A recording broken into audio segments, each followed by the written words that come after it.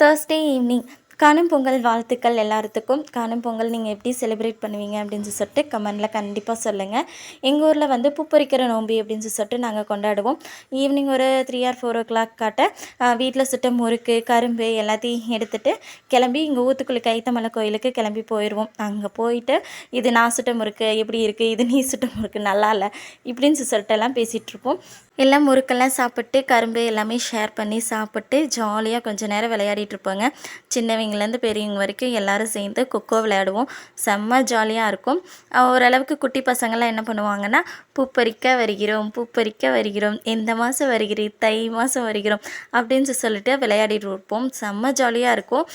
எல்லாம் வந்து ஒன்றா சேர்ந்து விளையாடிட்டு ஒன்றா உட்காந்து சாப்பிட்டு நல்லா ஜாலியாக என்ஜாய் பண்ணிட்டு ஈவினிங் ஒரு 6 o'clock காட்ட அங்கே இருக்கிற வேப்ப மரத்துலேருந்து 2 கொத்து இலையை பறிச்சுட்டு வீட்டுக்கு வந்துடுவோம். இப்படி தான் வந்து பூப்பறிக்கிற நோம்பி நாங்கள் செலிப்ரேட் பண்ணுவோம். மாமியார் வீட்டில் அதுக்கு நேர் ஆப்போசிட். நாங்கள் வந்து வீட்டை விட்டு வெளியவே போக மாட்டோம், வீட்டிலே தான் இருப்போம். என்னென்னா அந்த அன்றைக்கி வந்து கொஞ்சம் நான்வெஜ் எடுத்து செஞ்சு சாப்பிட்டு டிவி பார்த்துட்டு அப்படியே டைம் ஓட்டிடுவோம்னா பார்த்துக்கங்களேன்.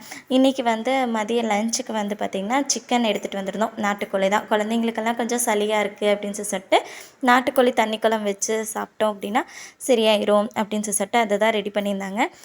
நைட் டின்னருக்கு வந்து பார்த்திங்கன்னா அதுவே கொஞ்சம் மீதி இருந்ததுனால கொஞ்சம் தேங்காய் சட்னி அரைச்சி நான் வந்து சப்பாத்திக்கு மாவு பிசைஞ்சு சப்பாத்தி சுட்டுட்டுக்கலாம் அப்படின்னு சொல்லிட்டு தான் ரெடி பண்ணியிருந்தேன். ஏன்னு பார்த்திங்கன்னா தோசைக்கு அரிசி ஊற வைக்கிறதுக்கு மறந்துட்டேன், மதியம் தான் ஊற வச்சுருந்தேன். அதனால் கையோட கிரைண்டர் போட்டு விட்டுட்டு அப்படியே இதையும் பண்ணியாச்சுன்னா பார்த்துக்குங்களேன்.